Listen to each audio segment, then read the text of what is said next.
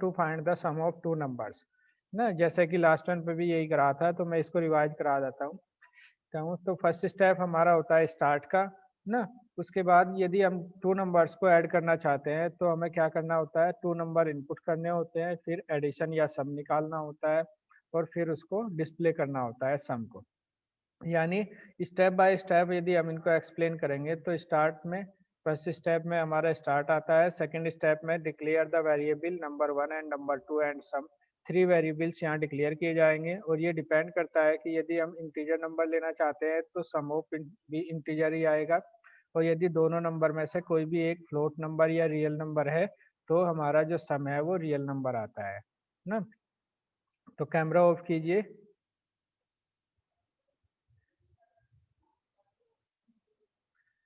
तो step two में हमने क्या किया कि declare the variable one and variable two, या number one number two and sum, three variables declare किए हैं।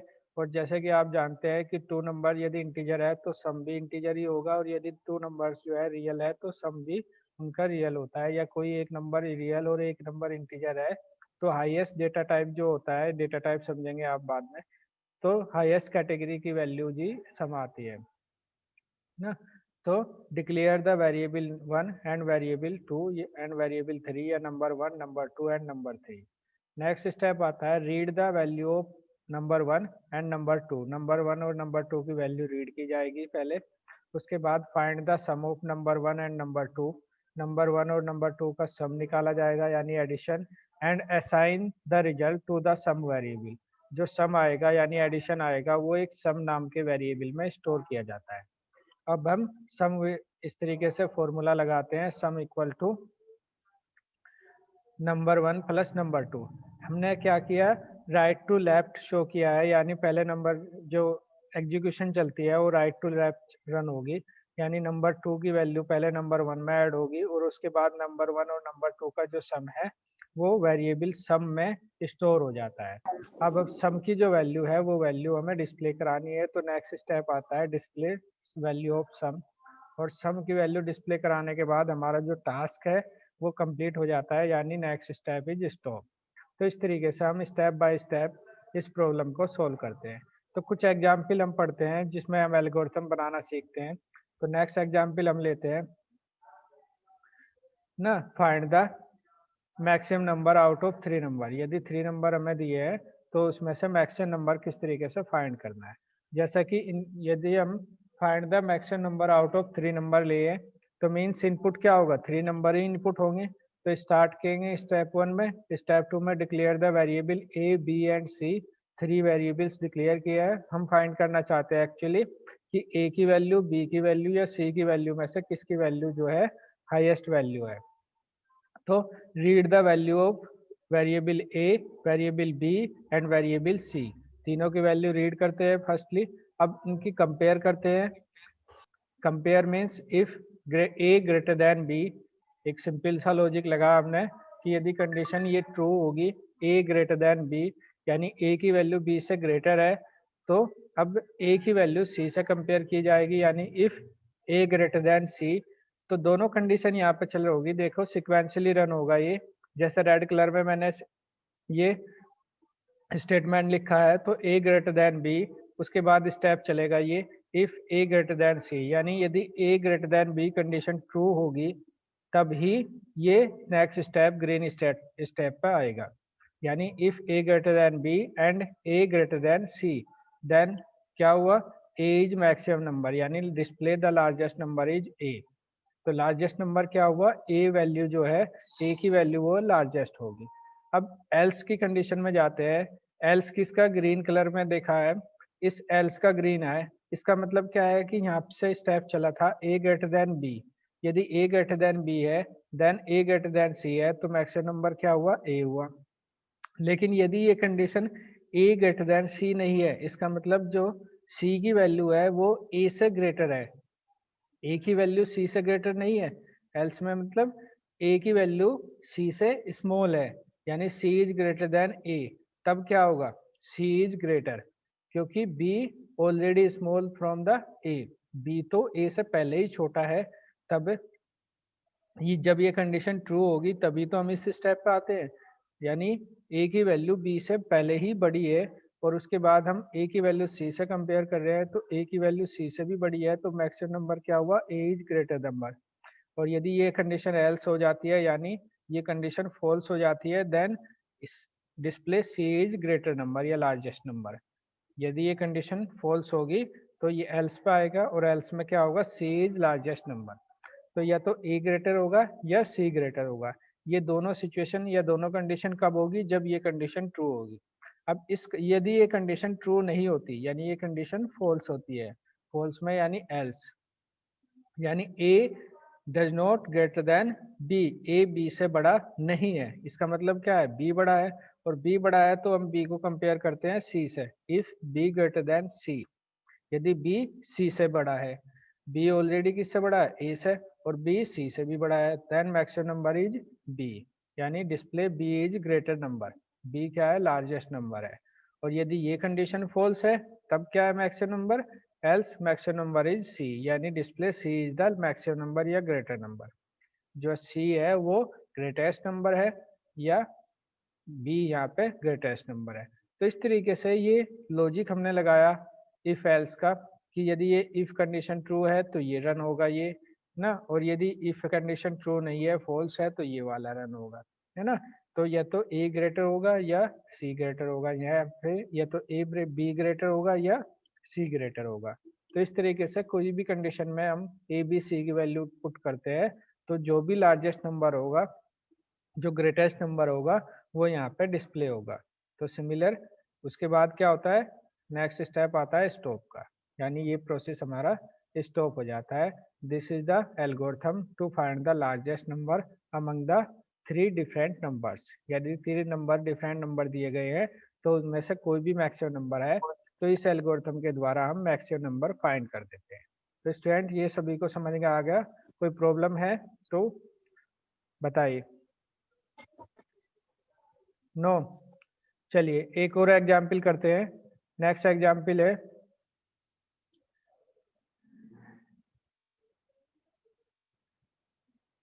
डबल डबल, चलिए नेक्स्ट एग्जाम्पल है find the roots of quadratic equation A X square plus B X plus C equal to zero. Students ये equation सभी ने पढ़ी है ना। इसको बोलते हैं क्वाड्रेटिक इक्वेशन। इसको क्या बोलते हैं, क्वाड्रेटिक इक्वेशन, की A X square plus B X plus C equal to zero है, तो एक्स की वैल्यू बताइए। Find the roots of quadratic equation A X square plus B X plus C equal to zero.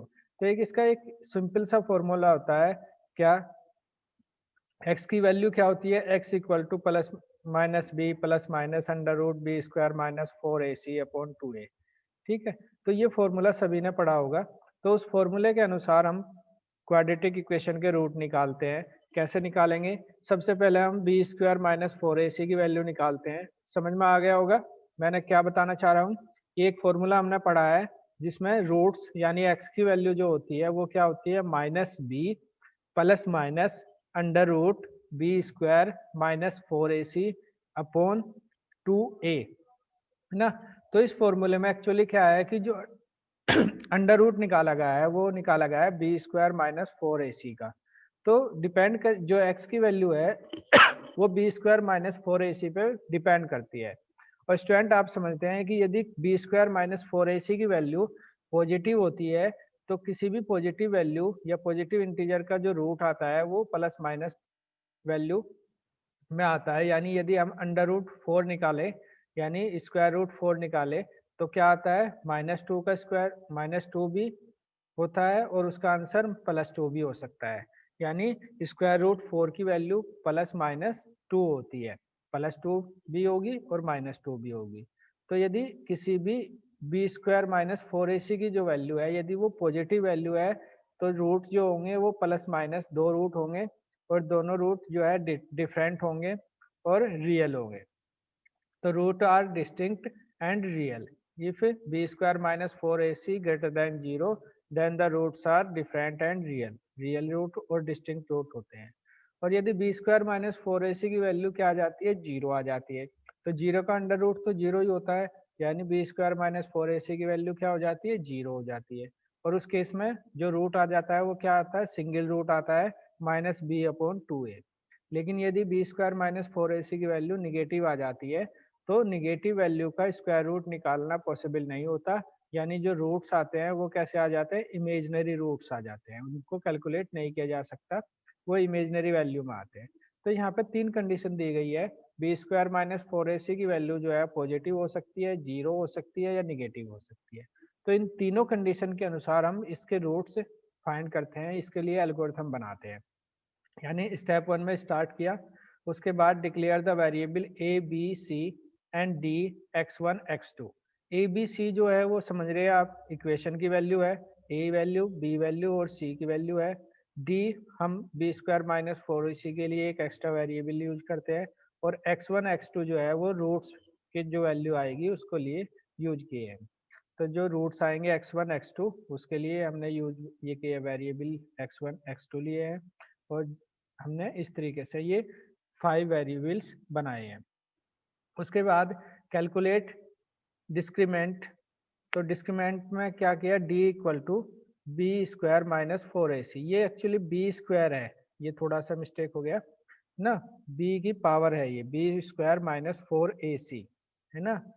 तो discriminant में क्या निकाला, D में निकाला हमने बी स्क्वायर माइनस 4ac।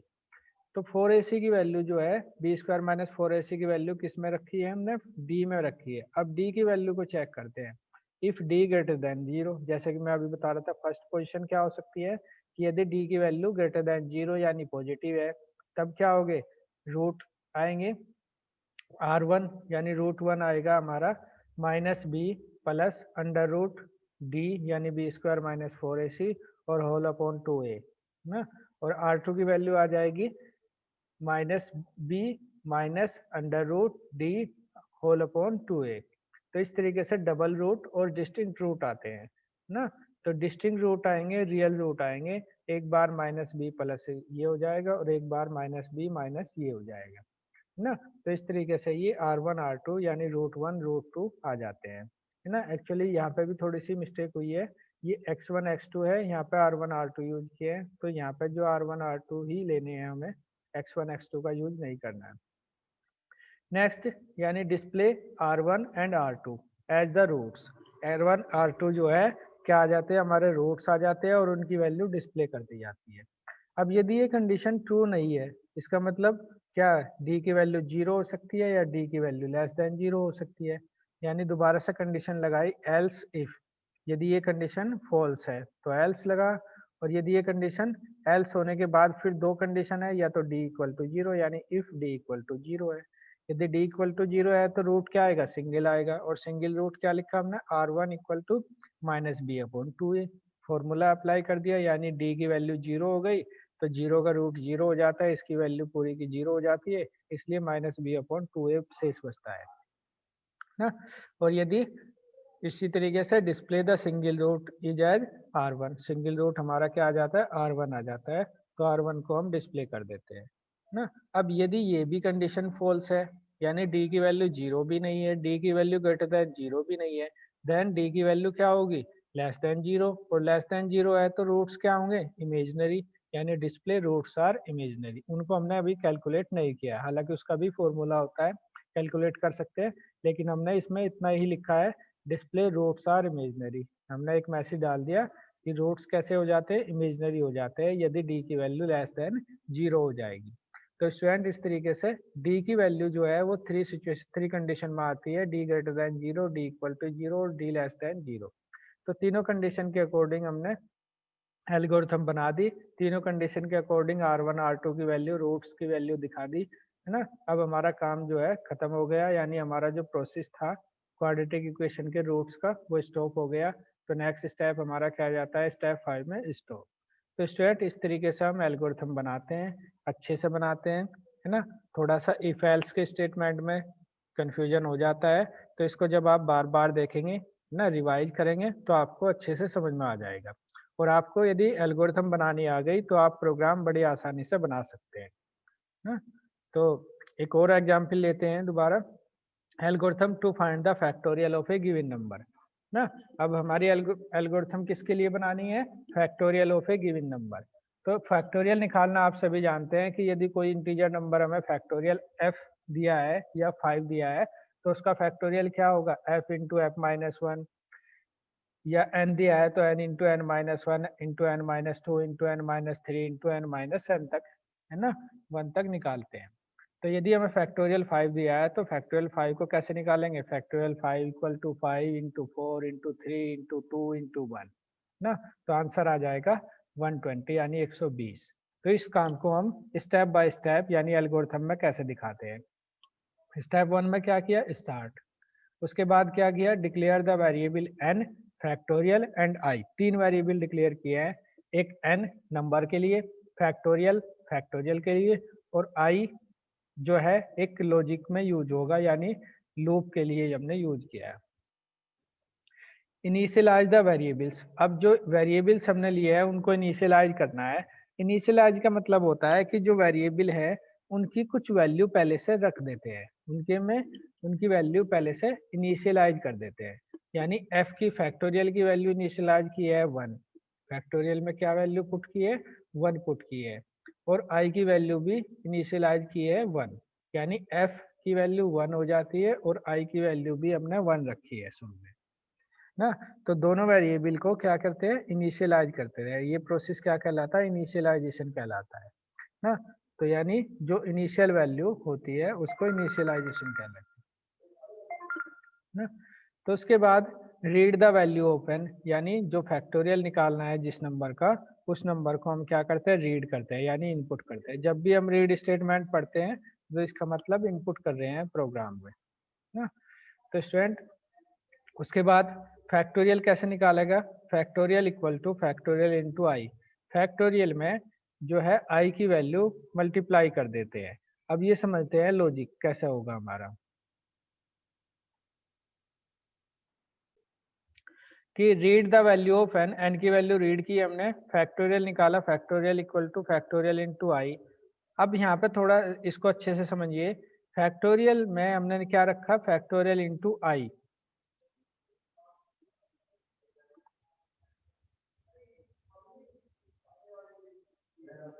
ना। अब आई की वैल्यू देखिए क्या है, आई की वैल्यू क्या है 1 है, और फैक्टोरियल की वैल्यू क्या है 1 है। तो फैक्टोरियल में क्या आ जाता है, पहले इधर से देखिए, एग्जीक्यूशन हमेशा कैसे होती है, राइट टू लेफ्ट होती है। आई की वैल्यू क्या है हमारे पास 1 है, यहाँ से समझिए आई की वैल्यू 1 और फैक्टोरियल की वैल्यू भी 1 है, यानी आई की वैल्यू में 1 है और फैक्टोरियल में भी 1 है। 1 इंटू 1 क्या हो जाता है आंसर 1, तो 1 आ जाता है फैक्टोरियल में। अब फैक्टोरियल की वैल्यू क्या हो गई 1 और आई की वैल्यू भी 1 है। लेकिन स्टेप 6 में आइए, 6 में क्या हुआ, i equal to I plus one, यानी अब i की वैल्यू क्या हो जाती है 1 प्लस वन 2, i की वैल्यू हो गई 2 ना। f की वैल्यू क्या है, फैक्टोरियल की वैल्यू 1 है और i की वैल्यू 2 हो जाती है। अब कंडीशन क्या दी हमने, if i less than n then go to step 5, i की value less than n, n की वैल्यू सपोज हमने इनपुट की है 5, तो 5 से i लेस है, i तो अभी भी 2 है ना, तो i की वैल्यू 2 है और n की वैल्यू 5 है, तो इसका मतलब कंडीशन ये ट्रू है, और ट्रू है तो गो टू स्टेप 5 यानी दोबारा स्टेप 5 पे चले जाओ। 5 पे क्या आया, फैक्टोरियल इंटू आई यानी 1 इंटू टू, 2 इंटू 1 यानी क्या हो जाता है, फैक्टोरियल में 2 आ जाता है। याद रखेंगे फैक्टोरियल में आ गया 2, अब आई में क्या हो जाता है आई प्लस वन, यानी आई में हो गया 2 प्लस वन 3 ना। तो आई में 3 हो गया, 3 less than N, condition true है, 3 की वैल्यू 5 से छोटी है अभी भी, देन गो टू 5, स्टेप 5 पे दोबारा चले गए। फैक्टोरियल में क्या आया था 2 और आई में क्या हो गया था 3, 2 इंटू थ्री यानी 6, फैक्टोरियल में क्या आ गया अब 6 आ जाता है, और आई की वैल्यू क्या हो जाती है आई प्लस वन यानी 4, 3 थी पहले, अब 3 प्लस वन यानी 4, तो आई की वैल्यू 4 हो गई, 4 लेस देन 5, 5 से छोटी है अभी भी क्या होगा स्टेप 5 पे जाएगा, स्टेप 5 पे गए, 5 पे फैक्टोरियल में क्या था ऑलरेडी, फैक्टोरियल में क्या था 6, आई में क्या हो गया 4, तो 6 इंटू फोर 24, तो 24 आ जाता है किसमें, फैक्टोरियल में। आई की वैल्यू क्या आ जाती है 4 प्लस वन यानी 5, आई की वैल्यू 4 प्लस वन 5, आई की वैल्यू 5 और फैक्टोरियल में आ गया 24, है ना, ये चीज याद रखनी।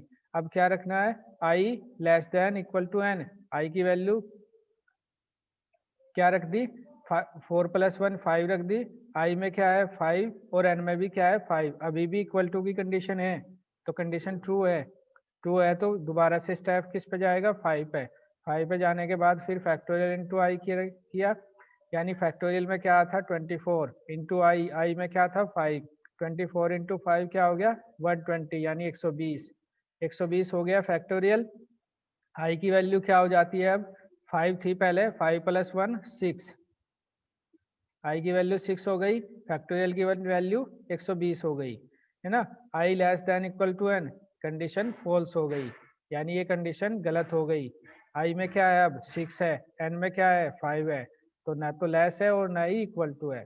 तो जब ये कंडीशन फॉल्स हो गई तो इफ का एल्स में चला जाएगा, यानी इसके बाद क्या स्टेप आ जाएगा, डिस्प्ले, यानी स्टॉप हो गया यहाँ पे, और स्टॉप होने पे क्या हुआ डिस्प्ले फैक्टोरियल। अब जब ये स्टेप स्टॉप हुआ तब फैक्टोरियल की वैल्यू क्या थी 120, तो फिर डिस्प्ले फैक्टोरियल यानी 5 का फैक्टोरियल क्या डिस्प्ले हो गया 120। हमारा काम या प्रोसेस कंप्लीट हो गया। क्या करेंगे, स्टॉप। नेक्स्ट स्टेप में क्या हुआ, स्टॉप। तो इसको एक बार अच्छे से समझेंगे कैसे हमने निकाला है ना। तो जब तक हमने आई की वैल्यू ऐड करते गए, जब तक कि फैक्टोरियल जो है एन की वैल्यू और आई की वैल्यू बराबर नहीं हो जाती। जैसे ही आई की वैल्यू एन की वैल्यू से बड़ी हो जाती है, तब हमारा जो स्टेप है वो स्टॉप हो जाता है और फैक्टोरियल की वैल्यू डिस्प्ले कर देते हैं। तो इस तरीके से हम algorithm to find the factorial of a given number निकालते हैं। अच्छे से समझ में आ गया होगा, है ना। वीडियो बनाई है उसमें देख लेना दोबारा से, है ना। तो ओके सर, कर ठीक लेंगे। है, तो जो भी प्रॉब्लम है उसको 1 बाय 1 रिवाइज करेंगे, और कोई प्रॉब्लम है तो मुझसे डिस्कस करेंगे, ना। Yes sir.